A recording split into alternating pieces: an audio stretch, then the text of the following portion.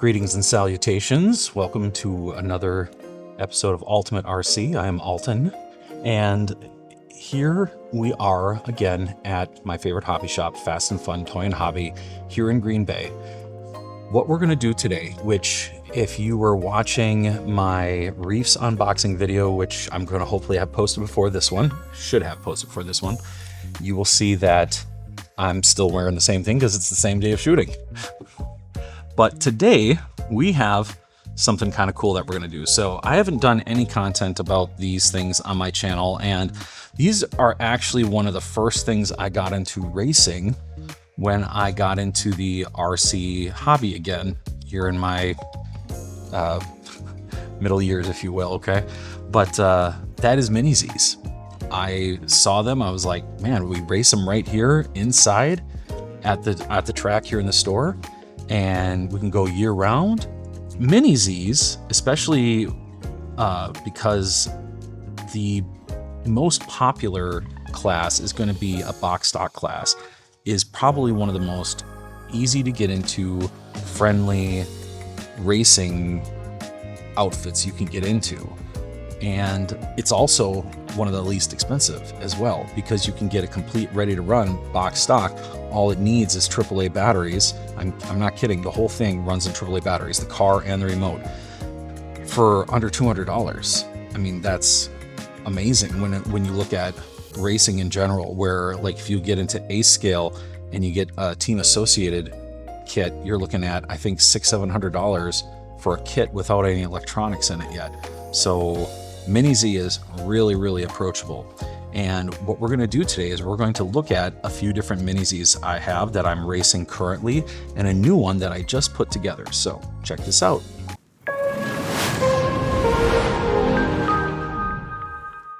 Here on the table, we have my 4 Mini Z's that I primarily use for racing. And well, I'm maybe being a little bit exaggerating, because one of these I actually don't use for racing at all yet, because I'm the only one that has one. So, and let's see if you can spot which one that is right away. I'm going to pause the video for just a second, and you tell me which one of these is the one that we don't race. If you guessed this one right here, you were correct, and I'm going to show you why. So first of all, in fact, actually, I'll show you why right now. This one is an Evolution chassis. So this is the all-wheel drive MA-030 Evo chassis with a Joe Marino body on it. Notice I also have a Joe Marino body on this one here, and I'm going to talk a little bit about each one of these cars. But this one here, because this is brushless, it's all-wheel drive. It's the Evolution chassis, which I did also put, you can see in there, the independent rear suspension. This thing is like on a whole nother level of car versus these other 3, and you're going to see why in a second. So that's why this one I don't race yet, because I'm the only one that really has one around here. However, I did let some of my buddies that I race with drive it, and they're like, yeah, I got to get one of those, because that thing set up properly for like a race setup really drives well. A lot of people use these for drifting, but as you can see here, I do have the wider wheels in the back, the 11mm wheels in the back, 8.5s in the front. I do have the high grip tires with the soft compound, and this thing can absolutely fly around the track. It's pretty awesome. All right, now out of these 3, the newest one, which if you watch my Reefs unboxing video, is going to be this one right here. So we're going to talk a little bit more about that one in a moment, but I'm going to go to these 2, because these 2 are the ones that I've been primarily racing for the longest time. This one here on the left is an MR-04 chassis, and it came as, I want to say, a Corvette when I bought it. However, the wheels I have on it are the McLaren GTR wheels. In fact, it's the McLaren GTR LM wheels, to be specific. And then, of course, this orange Joe Marino body without the spoiler on the back, or the wing on the back, okay? I actually removed the wing. And the reason why I removed the wing was I noticed that the suspension on this one, for some reason, was pretty soft in the rear. Like, I don't know if the spring in the middle is just really soft and it just gives easily, but I thought with the wing, with the little extra weight, it was actually pushing it down further to where it was going to be dragging under more extreme cornering and stuff, or acceleration. So I took it off to just kind of help the vehicle balance out a little bit in this particular case. So I still have to figure out why that does that, because I even have a pretty stiff T-plate on there to try to stiffen up that rear suspension. But then we have over here a Jaguar LM, missing one of the mirrors. I do have it, but in fact, it should be in the bag here somewhere, but it's in there. But anyway, this one here is pretty much set up the way Mark Santa Maria recommends. So the only difference is that I do have the smooth tires on all the way around. So we've got the 20 Shore, I believe, in the rear and 30 Shore in the front. So a little bit softer in the rear versus the front. I have shoe glued that whole front section just to help it hold up so it doesn't break under impacts and crashes. And yeah, the only real issues that I've had from just, you know, collisions and such is that that mirror got broken off. And then these antennas do get bent down being in the bag here in transport. So that's about it. But it's pretty nicely set up, dialed in. Goes actually pretty fast. This one is our newest one. And as you can see here, this has got the PN Racing body with the Lexan roof that I did paint with this kind of interesting combination of fluorescent blue from Traxxas and black metallic from Traxxas. So I sprayed just a very light coat of the black metallic, then sprayed the fluorescent blue behind it, and then backed it with a white backer, as you can kind of see back in there. And that just kind of gave it this really unique kind of electronic blue color. Then the Joe Marima body, or not Joe Marima, this is the PN Racing body, just comes as a solid orange. And then this Tron inspired decal graphics kit that comes from Mark Santa Maria as well. That's his own thing from what I understand. And to apply this, the nice thing about all the stickers is that they're pre-cut, so you don't have to get your X-Acto knife out to peel them off. They're already done for you, which is really nice. And then to apply them, I just use some soapy water. I have some soapy water in a dish. I take each decal, dip it in the soapy water, then put it on here and just get it lined up really nice and then press it down. The wing is Lexan as well, and I did paint that white. As you can see, there's a couple imperfections right there on the side where the paint chipped off. And then that PN Racing decal, that came with the PN Racing body. Underneath here, we have the MR-04 chassis, along with a set of wheels and tires and T-plate that Mark includes in this bundle. So he has the number 5 carbon fiber T-plate. That's the, I believe, the stiffest one or close to the stiffest one. And then he's got this different brand of rear wheels that he says are his favorite. I've never tried them, so we're going to try them today. And then I want to say the fronts are PN Racing slicks. So they're a PN Racing compound in the front and then this other brand in the back. Other than that, so we talked about the T-plate, the tires, oh, and then the PN Racing wheels, which they're this dish kind of wheel that has a lip on the outside, as well as the little lip that's standard on all Mini Z wheels on the inside. And what's cool about these wheels is that they're actually going to retain the tire on completely because they kind of capture the tire outside and inside.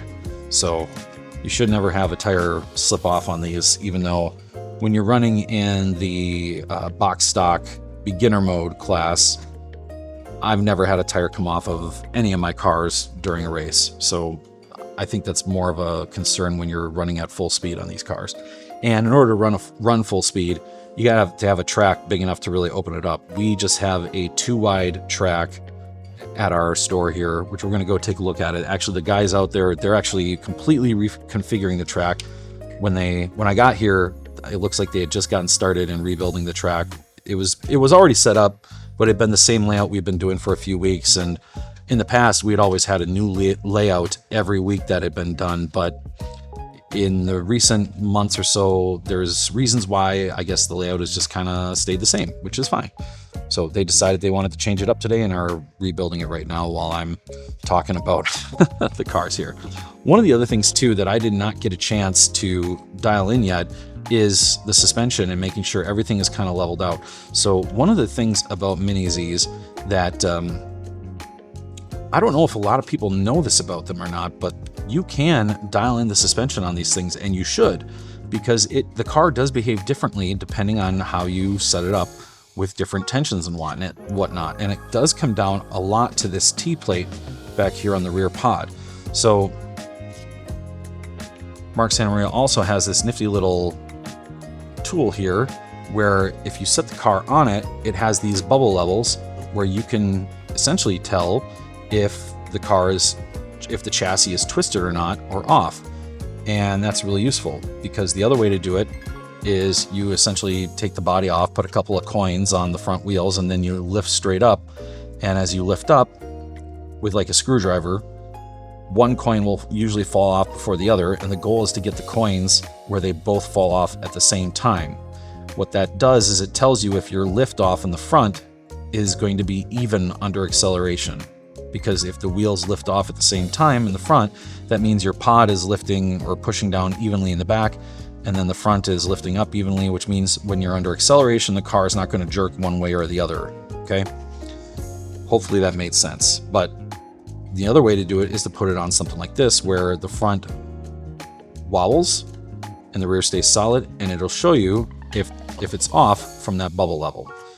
So we're gonna put this car on here. I'm gonna dial it up, and I'm gonna talk real quick about some of the challenges I've noticed with the MR-04 chassis versus the MR-03 chassis and using aftermarket T-plates. So 1 second, we'll be right back.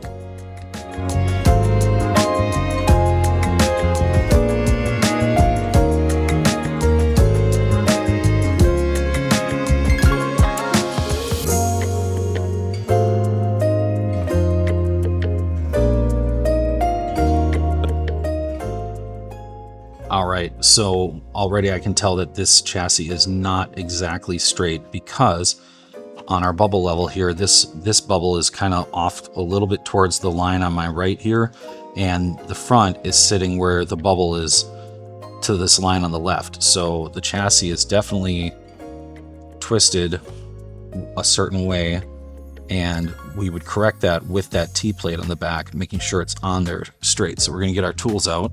And the way this usually works is you start with the T-plate snugged down, which I believe it is snugged down already from when I installed it.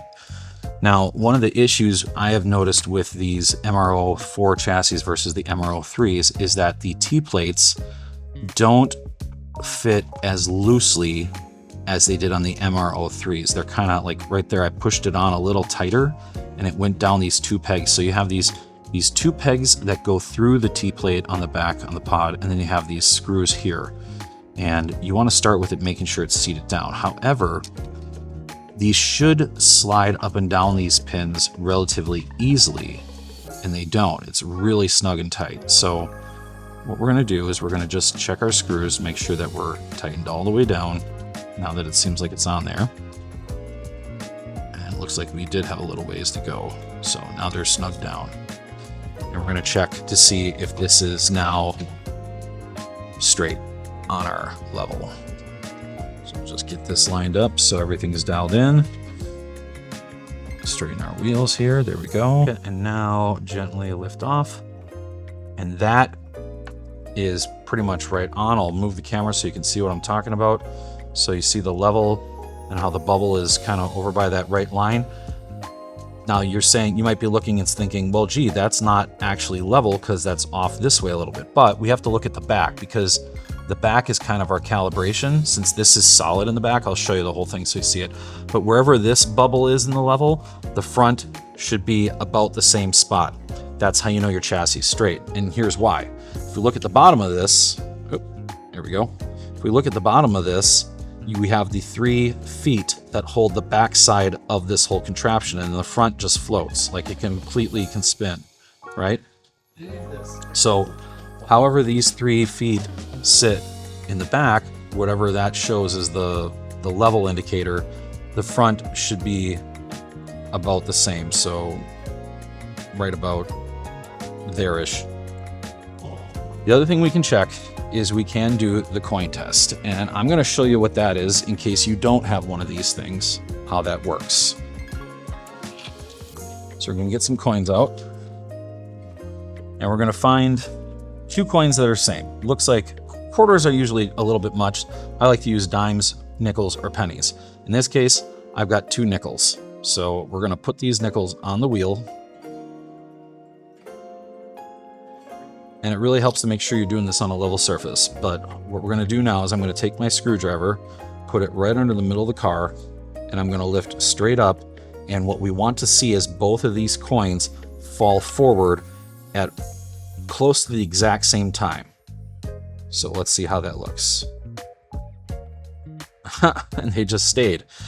All right, folks, to show you what I'm talking about with the whole coin balancing task to level out your chassis, I'm going to show you on my original MR-04 chassis. So this was one of the very first MR-04 ready sets to come out, and somebody recently mentioned to me that the very first ones to come out actually did have an issue with their electronics, which I noticed that mine here this first one here definitely has issues with the servo. It's constantly sounds like it's chattering, running. So, but anyway. And this one also, if it's not a new motor, it needs a new board because the motor in this definitely runs slower and rougher. So we're gonna show you here how the coin trick works to check if your rear pod is balanced. These 2 coins should fall at roughly the same time when I lift the front end up, like this. And look at that, they did. They pretty much, as soon as I lifted them up, they both rolled forward. That tells you that the T-plate on the rear pod is set up properly. Now, if these weren't rolling off at the same time, then what you would see happen is one coin would fall before the other. If we do it again, yeah, they both come off right away.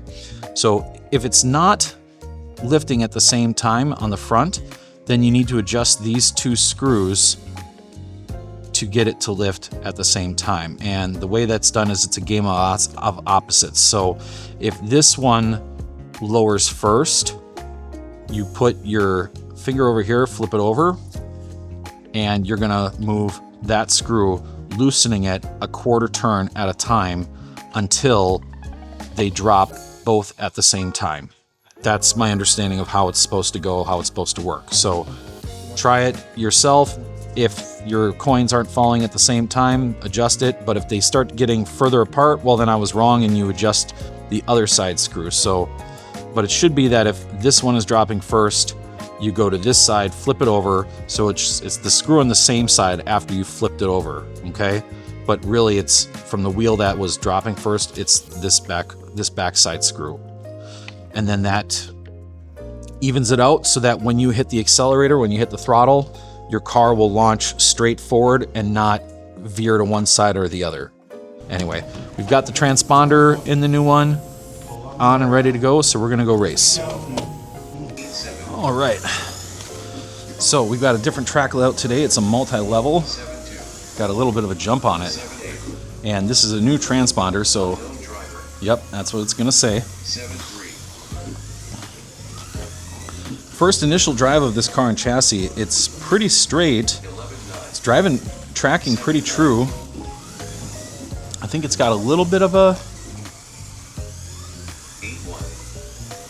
maybe a little bit of a right or left. No, wait, hold on here. I'm gonna try it here in this straight part. Yeah, it's pretty straight. I think it's good. Okay, I'm just gonna make sure it's putting me as the correct driver. There it is. All right, so now I'm gonna get some lap times with this thing. So this first one will be a little bit back because, yeah, obviously not 21.3 because I had to set it up, but here's our first one. 7.3. Okay, we got some guys getting 7.1s. Okay, got a 7 flat.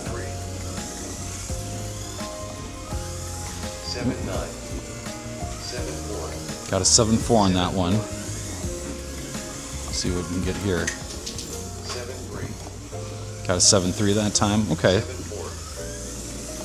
So far between 7 and a 7.4. That time I had a crash, so it wasn't like a 7 flat. Okay. Okay, had a crash. I'm going to turn my steering rate up a little bit because it's not turning as hard as I'd like it to. But it does track pretty good. Okay. 7.2. So I got a 7.2 that time. All right, so sounds like I'm averaging about a 7 to 7.2, 7.3, somewhere in there. 7 flat. All right. Let's see if we can get into the 6. Oh, can't see around Eric. 7 flat. 7.1.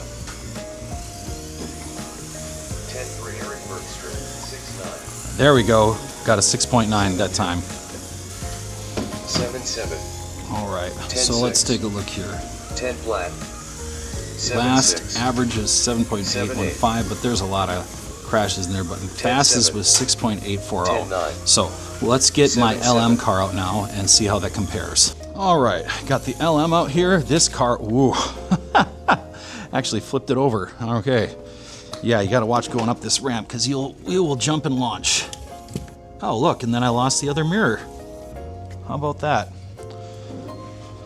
I glued them on with shoe glue on the bottom to make sure that they didn't rip out, but that doesn't mean that they can't break off from the top. It hits something on the bottom of that ramp up and just wants to jump up, so I really got to watch my throttle on the up ramp. 7 flat. Okay, let's see if we can get down to 6.8, something like we did before. 7.3. Yep. Something is up with this corner here that I'm not quite getting the turn I need. Like it's really understeering for some reason. 12.6. Okay.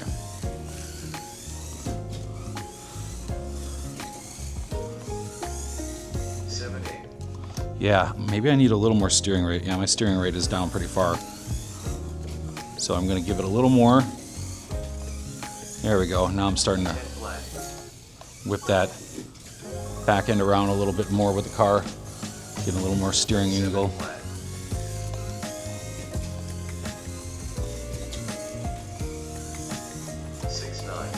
All right, 6.9. We're in the 6s. Oop, too much oversteer on that last corner. Yep.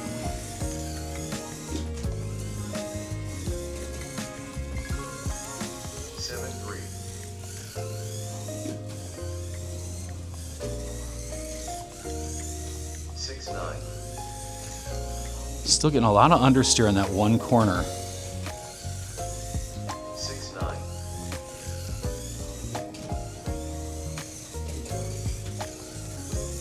7 flat.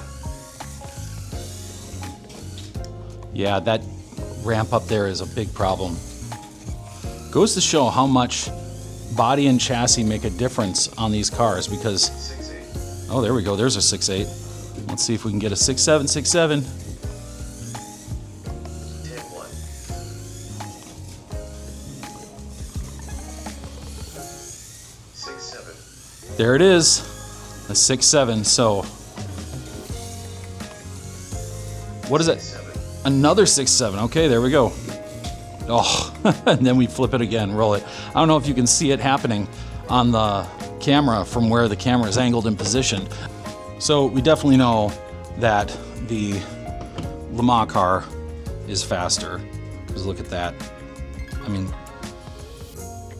6.8 last, 6.73.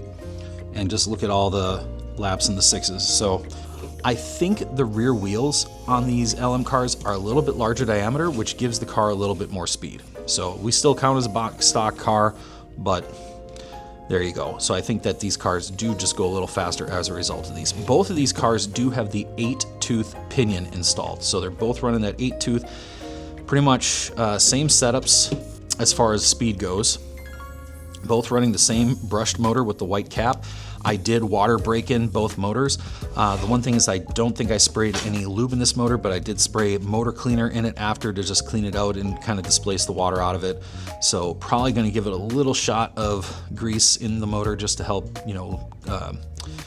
slick everything up a little bit. And hopefully by the time we're done with the last couple things we need to do with this car, it's going to be just as fast as this car. We're going to do some racing tonight. That was what we were going to look at today as far as these cars go. All right, guys, we are back here for another Mini Z Monday night. And in where we left off from the last video, this is like a few weeks later, was we were looking at the Mark Santa Maria car and the reason why the wheels in the front did not let the coins fall. And I can't remember if I figured it out on the video or not, but essentially right underneath the steering block, which you can see the 0 there, right, let's see if I can put it down and get my finger to point, like right in here, okay, that metal piece right at the tip of my finger, the bottom of that was rubbing the plastic piece that sticks off the back of the wheel on here. I think I did get that on video and point it out. But anyway, I ended up having to get a new pivot ball right here, this white plastic piece that's going around the metal rod there. And it's got extra lip on the top of it to kind of hold the whole kingpin suspension up a little higher. So now the wheel spins freely. Both wheels do, okay? So if I did the lift test with this, with the coins, it would lift and it would be level. And in all honesty, I actually didn't do it, but because it was level on this thing, I'm gonna just go with it and race it today. When I drove it before too, it handled pretty well, even under hard acceleration. It seemed to stay track pretty straight, so I'm just gonna leave it. What I also have figured out is for the Evolution chassis and body was getting this transponder powered, and it does power off the light kit port, but you have to move it down 1 pin. So it's got a 3-pin JST connector on the end of this transponder from whoever makes this, and I just had to kind of move it down 1, and it powered up and it's working fine. So we're going to compare a few lap times between these 4 cars. This car here, I did get the motor replaced and broke it in. Another thing too you may notice, if you did notice from last time, is I put different wheels on it. So I went on Keenan Hobby and I just ordered a bunch of stuff that I had been wanting to get in a batch order, just because their shipping's a little bit more expensive than most other places. So then I tend to order more stuff at once from them. But I did put those really cool wheels. These are actually the same brand of wheels as these rear tires that are in the Mark Santa Maria kit. So yeah, and I want to say they're like a BBS style spoke. So we're gonna get this 4th car set up. So the reason why I didn't have this put together is I wanted to show you the batteries I'm using. So there are these Immuto batteries. They're actually a lithium ion, I want to say. Yeah, lithium ion right there, lithium ion 20. And they come in this charging case. So this case comes with the batteries. You get 8 in a pack, and you pretty much just put the batteries in there with the positive terminals up, negatives down, close the lid, and plug it into USB-C on the side, and it charges them. There's lights on the top to tell you when they're charged or when they're charging. And funny thing, this brand is actually the manufacturer that makes the batteries for Philips. So if you're looking at the Philips versions of these, this is actually who's making it, and Philips is white labeling it from them. At least that's what I understand. So if I'm wrong about it, then, don't take my word for it. Look it up for yourself. But that's what I had read somewhere, and I'm hoping, whatever. If it's true or not, whatever. But I will say that these batteries work very, very well. Because we race our Mini Zs in the beginner class, because our track isn't very big, for our brushed Mini Zs, they're running on the 50% power, which is the beginner mode on the radio. So we use these batteries just to get that little bit more speed out of them. If you were running a Mini Z track with the brushed Mini Zs running at full power, you would not want to use these. You would want to use nickel metal hydrides, which are going to be like the Kyosho Speedhouse batteries. PN Racing makes some, or even like Philips has a really good nickel metal hydride rechargeable battery too. And that's what you should use in these two. However, for some reason, my nickel metal hydrate battery pack that I keep, where I keep the batteries in it, they're not in my bag here for some reason. I don't know if I took it out because I was testing stuff and forgot to put it back in my bag here, but all I have today are the lithium ions. So I am using those in the MA-030 to drive. And anyway, we're gonna get these things out on the track and we're gonna compare lap times to see which one really is fastest. I mean, this one should be the winner because this one has brushless 8500 kV motor, all-wheel drive with a good race setup, plus the independent rear suspension option from the Evo chassis setup. And if you hear that, it does have the gyro in it. So this one, based on stats, should be the fastest. However, I will say this car is really fast, and I'm interested to see how this one does today now that we got the front tires freed up so that they're not getting any friction from chassis rubbing, essentially. So we're gonna get things set up and let's get on the track. So this is a slow Mini Z Monday night as far as everybody that shows up for it. I don't know if we had a big storm here in the Fox Valley where I live. A tornado came through and completely devastated like Nina Menasha, Appleton area. So, you know, hearts out to those folks, and we hope they're okay. But I'm wondering between that and EAA just finishing up here, if that's why we don't have a lot of people here tonight. But it's just Tom and me tonight. We have at least 4, 5, 6 guys to race on our little track here. But Tom is doing some practice laps. We've got the computer set up to start tracking times, and we'll test the cars and get going. All right, so I did a few warm-up laps. I'm starting with my old faithful right here. This is my MR-04 MM with a Joe Marima body. Oh, that jump right there. Oh, look at this. Now that's interesting. I actually just put new electronics in it because I was getting that wheel chatter issue with the Mini Z where the servo just chatters on stop. But anyway, okay. Hopefully this time we can not roll over. 6, 7. There we go. And that's about the fastest lap times we tend to get with these cars is 6, 9.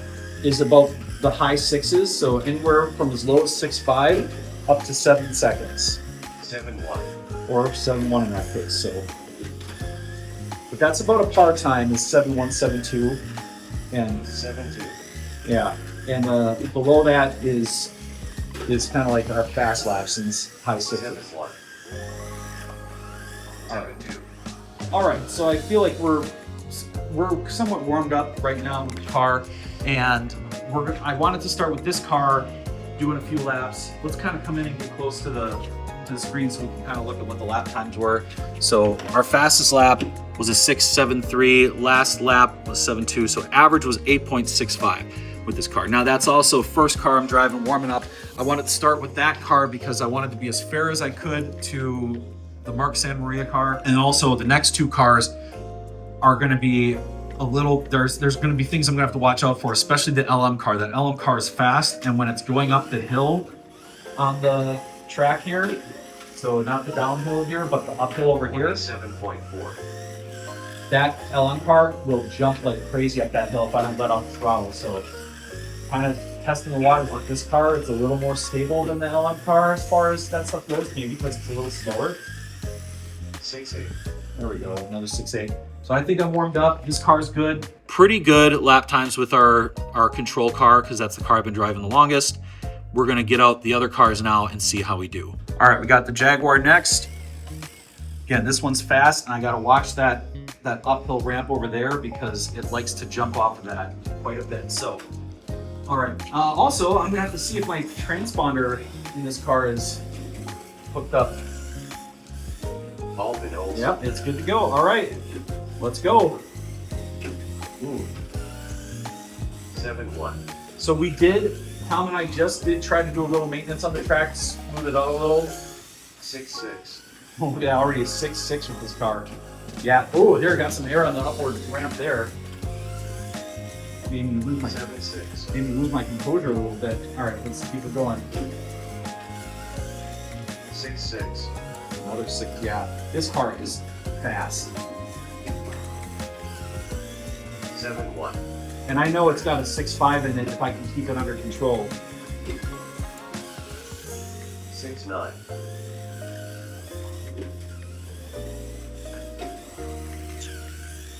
7 flat. We practically did a 90 degree corner at the top of the hill that time. 6-7. Ooh, another 6.7. 7-3. Boy, that was a textbook turn on that last hairpin that time. Too bad the rest of the lap sucked. 6-9.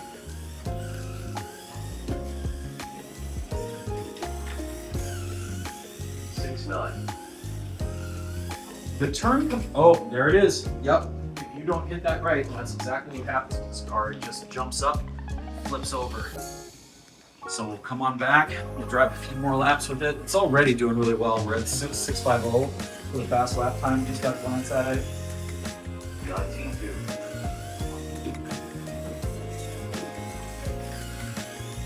6-6. Okay. See if I can get down to a 6.5 with this thing. 6-9. Not with this driving. That turn coming out of the middle section where I have to turn around the hairpin, not even quite a hairpin, but it's close. That, I don't know what it is, but that always turns wide for me. 7 flat.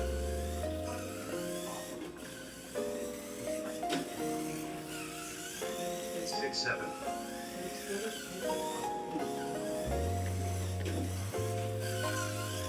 6-9.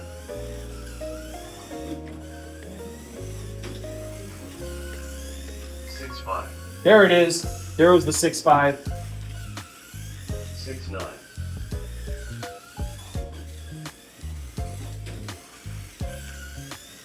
6-5. There was another 6.5. You know what? Let's look at the times here. So last lap was 6.8. Fast lap 6.55. So there's our 6.5 lap. It says average lap 7.4, but we can't really look at that right now just because of the fact that when I was stopping and talking on the other car, it's not really a fair comparison. But the fast lap is what we're looking at 6.5. All right, let's get the other cars out. And now we're on to the Mark Santa Maria car, his Mini Z Racing kit that he sells, and talked a little bit about the build already on this earlier, but I'm excited to see how this is going to do now that we've kind of got everything ironed out. The front wheels are spinning freely, looking good. Should be balanced out pretty well, and it just looks great too. Like, look at that. Love that sticker pack we made for that Tron. So, got the times cleared off, so we're ready to go. Hopefully this transponder is also registered to me. Unknown driver. Unknown driver. All right. That's okay. 7-8. All right, so first lap was a little rough here. We should be able to get down 7-3. 7.3, okay. Already a half-second improvement just after one lap of practice. Ooh. 7-3. Okay, another 7.3. Let's see if we can get faster. Let's see if we can get to 7. 7-1. Right away, the first thing I'm noticing is that under higher speeds, it doesn't dig in as hard. 7-2. So there's a 7.2.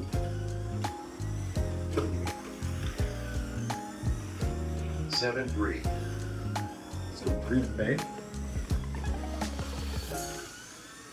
6-9. All right, a sub 7 second lap. That's what we're looking for.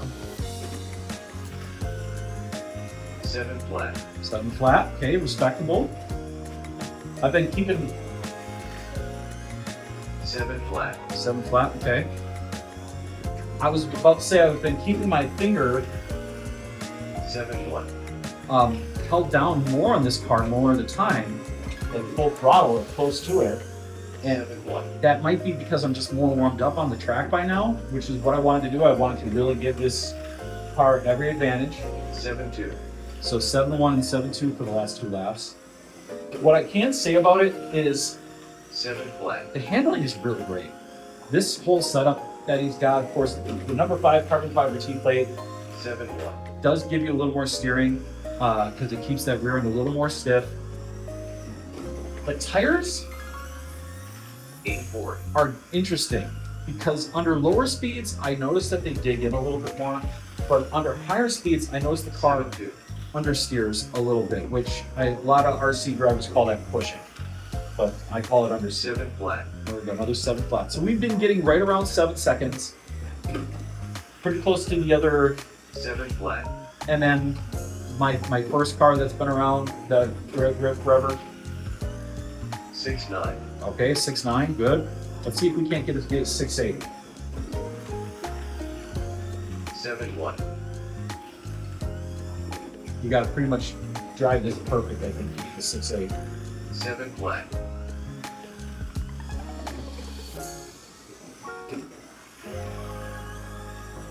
7-1.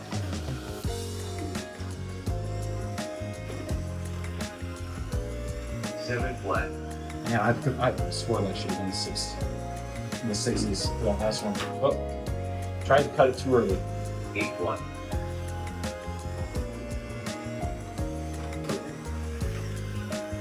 7-1.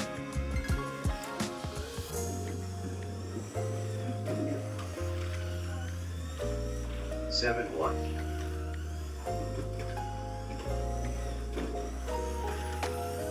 7-4. A little wide on the last hairpin.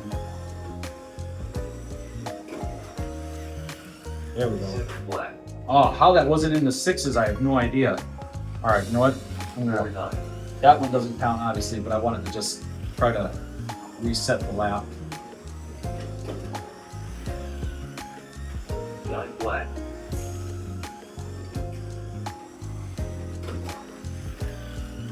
7 flat. All right, come on, let's get a 6.8.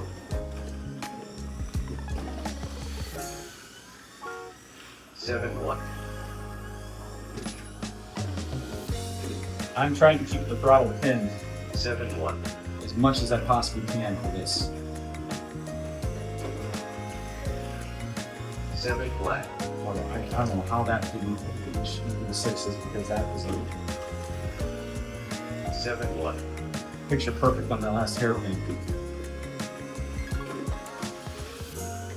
6-9. Wow. Okay. So yeah, just really being able to carry, the speed off the downhill 9-1. is going to just make such a huge difference. So nice, gentle sweep at the top. 7-3. All right, let's see if I can do it this time. You know, little 7-2. rubbed into the sidewall a little bit. Got to not do that. All right. 7-1.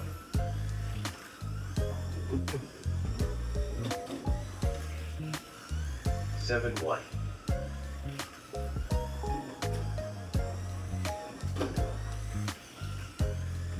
7-3. Huh.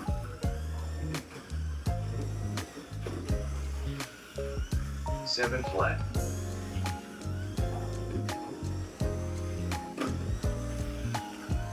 6-9. I was going to say, if that wasn't in the 6s, I'd be really surprised. That was a beautiful lap. 7 flat. Okay.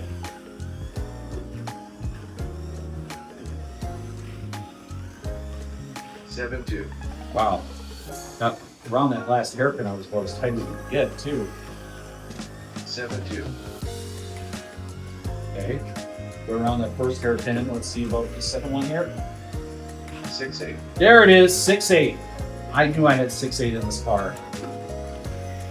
Oh, got a little bounce there. 8-7. All right, let's see if we can't get one more 6.8. I think we can get it. 6-9. Okay. If I hadn't rubbed the sidewall, the downhill slope, I think it would have been a 6.8. 6-8. There it is.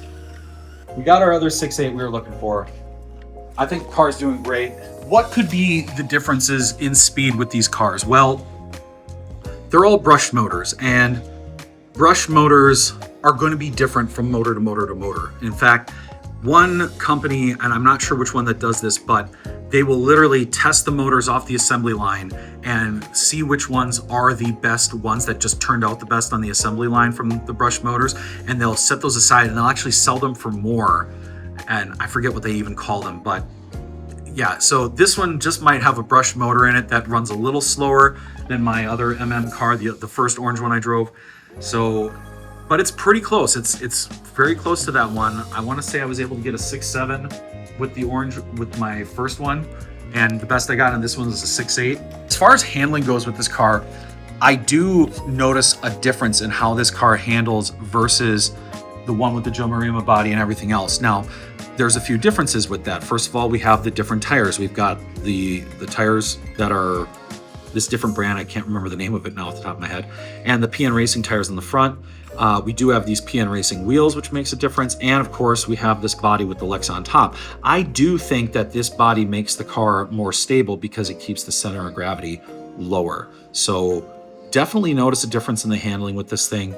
It does take a little to get used to compared to how my other cars drive, but I just might need to do a little bit more tinkering and setup with the car to maybe try to get it dialed in more to how my other cars drive, to what I'm used to driving. But it's really stable. Like, it's really planted, and I really like it. So now let's get the brushless car out and see how that does. All right, so we've got the all-wheel drive Evolution MA-030 chassis with a Joe Marima body on it. Again, gyro, the independent rear suspension option part from the kit. And I know this thing rips. I'm gonna run it again in practice mode on the transmitter just to kind of make this comparison fair.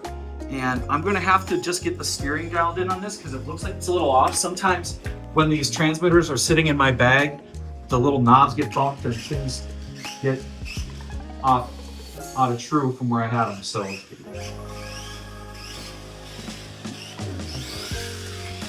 oh wow, my steering is way down. I'm gonna need a little more steering wheel rate. Unknown driver. Yeah, I'm gonna need a lot more steering wheel rate. Oh, gonna have to watch the ramp there because that thing will launch itself into the stratosphere. Wow, we need a lot more steering. There we go. Especially for these hairpins. 7.3. Traction roll. Okay, give myself. I'm at max steering wheel rate right now, so.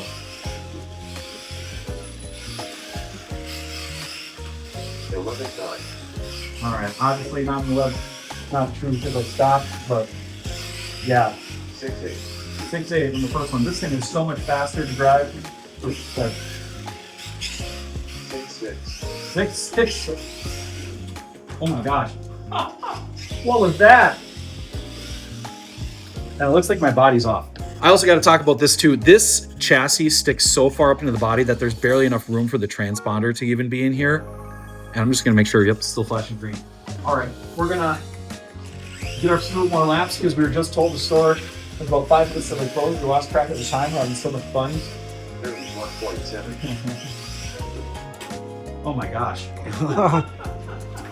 You gotta watch that uptake on the ramp and I have to slow down a little bit. All right. I'm gonna get position here and all right, let's go. Go and start.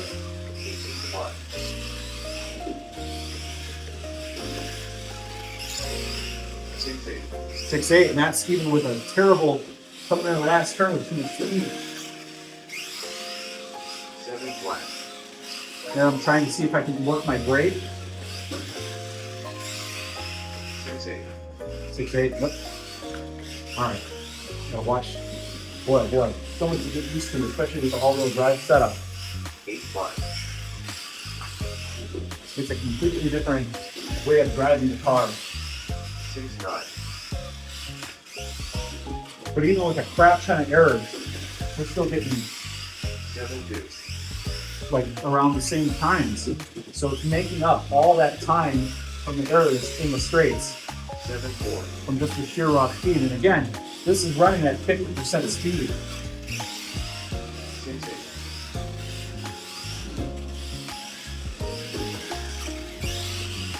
6.5. 6.5. And that's because I hit the brake right at the end. 6.6. Okay, 6.6. Oh, traction roll. 7.2. I gotta see if I can't get a 6.4.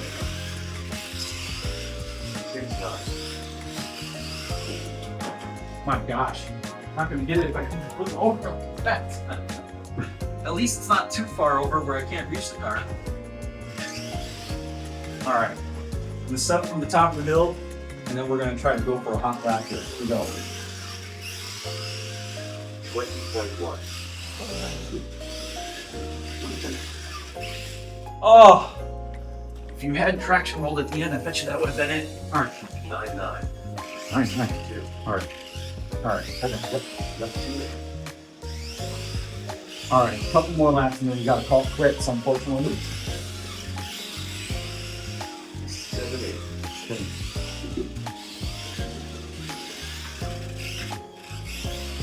73. We got even with all that, here, still a 7.3. 66. 6.6, okay? 66. Oh, come on, we're not, oh my gosh. Let's look at the screen, see the times, even though it's calling most of them out. So, looking at our fast lap, a 6.630, obviously, well, no, that's not right, because we went under the transponder too fast. All right. 21.6.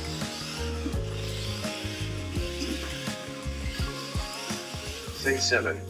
Unfortunately, we have 1 minute till the store closes, and I think the best we legitimately did with this car was a 6.5. If we look through our results here, because obviously the 2-second lap didn't count right there. Wish we could erase that out of there, but there was a 6.530 right there. I don't think we ever got into the 6.4 land. Nope. So I think that was our legit fast lap right there, the 6.530. But yeah, I think if I had more time to practice with this car and get it under control on this track, we could see probably a result of a 6.4, but unfortunately we're out of time. So that's all for today. Thanks so much, folks.